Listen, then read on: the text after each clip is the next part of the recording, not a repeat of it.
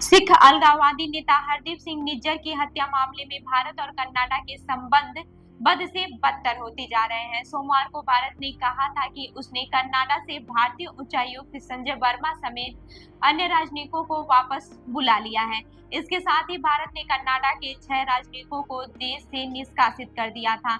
लेकिन कनाडा के प्रधानमंत्री जस्टिन ट्रूडो ने राजधानी ओटावा में प्रेस कॉन्फ्रेंस करके दावा किया है कि उसकी सरकार ने 6 भारतीय राजनयिकों को देश से निष्कासित किया है। प्रधानमंत्री ट्रूडो ने इसके लिए हरदीप सिंह निज्जर की हत्या मामले में भारत सरकार के सहयोग न करने को दोषी ठहराया है। साथ ही ट्रूडो ने कड़े लहजे में भारत से कहा है कि वह जांच में शामिल होकर भ्रामक बयानबाजियों पर रोक लगाए। अब जानते हैं कि ट्रूडो ने क्या दावा किया।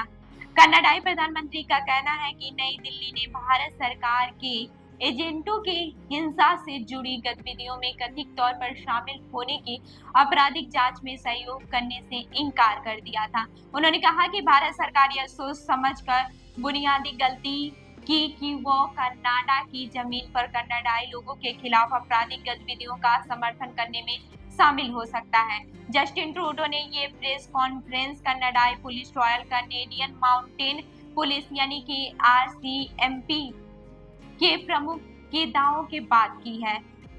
RCMP के प्रमुख माइक डुहेम ने सोमवार को आरोप लगाया था कि भारत सरकार ने कनाडा में बड़े पैमाने पर हिंसा में भूमिका निभाई है, इसमें हत्या भी शामिल है। साथ ही ये सार्वजनिक सुरक्षा के लिए एक गंभीर खतरा खड़ा करता है।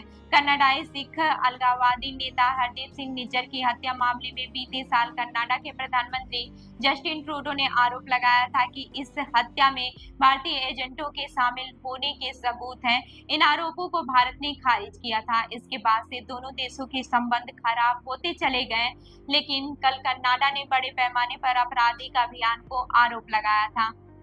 अब आपको बताते हैं कि कनाडा ने अब तक क्या कहा। ट्रूडो ने कनाडाई जमीन पर हिंसा की निंदा करते हुए कहा कि चाहे ये हत्या हो, जबरन वसूली हो या कोई दूसरी हिंसक गतिविधियां, यह बिल्कुल स्वीकार नहीं की जाएगी। उन्होंने कहा कि कोई भी देश, विशेषकर कोई लोकतंत्र जो कानून के शासन को कायम रखता हो, अपनी संप्रभुता के इस मौलिक उल्लंघन को स्वीकार नहीं कर सकता। जस्टिन ट्रूडो ने प्रेस कॉन्फ्रेंस करके कहा कि RCMP ने आज बाहर आकर और भारतीय राजनयिकों के कनाडाई नागरिकों की जानकारियां इकट्ठा करने के पैटर्न को रोकने का फैसला किया। उन्होंने दावा किया कि ये जानकारी आपराधिक संगठनों को दी गई जिसमें हिंसक गतिविधियां की गई, जिसमें फिरौती से लेकर हत्या शामिल है। हालांकि ट्रूडो ने किसी भी राजनयिक और उच्चायुक्त स्टाफ की कथित भूमिका के बारे में कोई जानकारी नहीं दी है और कहा है कि ये मामले न्यायालय के समक्ष विचाराधीन है। उन्होंने ये जरूर कहा है कि जब कानूनी मामले खत्म होंगे तो अधिक जानकारियां पता लगेंगी। कनाडा के प्रधानमंत्री जस्टिन ट्रूडो ने प्रेस कॉन्फ्रेंस के अलावा अपने दफ्तर से एक बयान भी जारी किया। उन्होंने अपने बयान में कहा कि RCMP और राष्ट्रीय सुरक्षा के अधिकारियों ने भारत सरकार और भारतीय कानून एजेंसियों के साथ काम करने के लिए काफी कोशिशें की, लेकिन वो लगातार इनकार करते रहे। इसी वजह से इस हफ्ते कनाडाई अधिकारियों ने एक अभूतपूर्व कदम उठाया है। वे भारतीय अधिकारियों से RCMP के सबूत साझा करने के लिए मिले, जिसमें भारत सरकार के 6 एजेंटों के आपराधिक गतिविधियों में शामिल होने की बात है। भारत सरकार से लगातार अनुरोध के बावजूद उन्होंने सहयोग न करने का फैसला किया है। यह देखते हुए कि भारत सरकार अभी भी सहयोग करने से इनकार कर रही है, तो मेरी सहयोगी विदेश मामलों के मंत्री मेलेनी जोली के पास सिर्फ एक विकल्प था। वहीं सोमवार को इन 6 लोगों को देश से बाहर निकालने का नोटिस जारी किया गया है। इनको कनाडा छोड़ना होगा। वे अब कनाडा में राजनयिकों के रूप में काम नहीं कर पाएंगे, न ही वे कनाडा दोबारा दाखिल हो पाएंगे, चाहे जो भी कारण हो। मैं ये साफ कर देना चाहता हूँ कि RCMP ने जो सबूत दिए उसे नजरअंदाज नहीं किया जा सकता। कनाडाई प्रधानमंत्री ने साथ ही भारत सरकार से फिर अपील की है कि वो उसकी जांच में सहयोग करे। ट्रूडो ने कड़े लहजे में अपने बयान में कहा कि भारत सरकार जांच में शामिल होकर अपनी निष्क्रियता और भ्रामक बयानबाजियों को खत्म करे। अब यह जान लेते हैं कि भारत ने अब तक क्या कहा। भारत ने सोमवार को घोषणा की कि उसने कनाडा से अपने उच्चायुक्त संजय कुमार वर्मा और अन्य राजनयिकों को वापस बुलाने का फैसला किया है। इसके साथ ही भारत ने कनाडा के 6 राजनयिकों को निष्कासित करने का फैसला किया है। ये राजनयिक है स्टीवर्ट रॉस व्हीलर का।